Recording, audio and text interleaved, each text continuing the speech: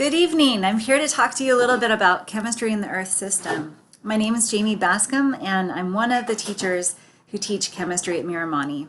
So what is chemistry in the Earth system? It's our typical sophomore class.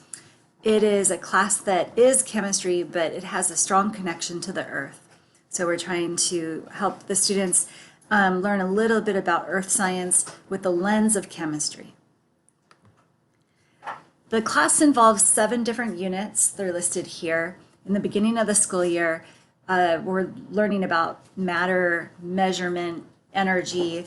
We're learning about gases, super fun unit, lots of labs involved in it.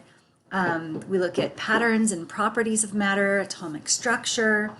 The second semester, we're getting into chemical attractions and molecules, kinetics, reaction rates. And then our last 2 units are really focused in on what is the human impact on the Earth and how the chemistry is at play.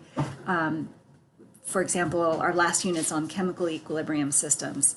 So we're looking at things like ocean systems, the atmosphere.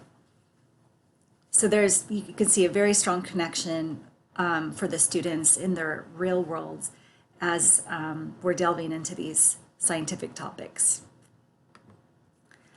The course will continue with the Next Generation Science Standards, which the students have been introduced in middle school and also in 9th grade, where we're going to be working on standards that are skills that actual scientists use when they're doing research. So things like asking questions and arguing a point based on evidence,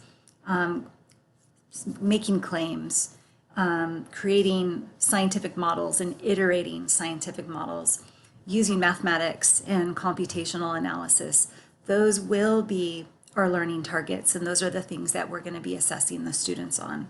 And we're going to be practicing those skills and hopefully helping the students hone those skills and extend those skills to other parts of their lives.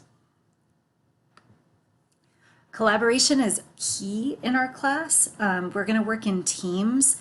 Every single unit will switch up those teams to get students lots of different practice working with different individuals in the classroom.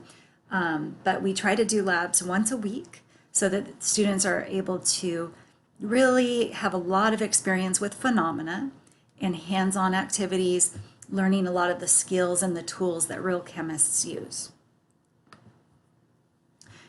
With regards to organization, one real important piece of our course is the science journal.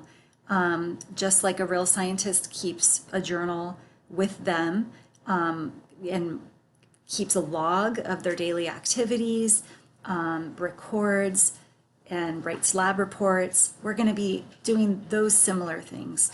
And so keeping a journal and learning how to just kind of document observations and writing inferences is something that's a good thing to practice to get ready for the class.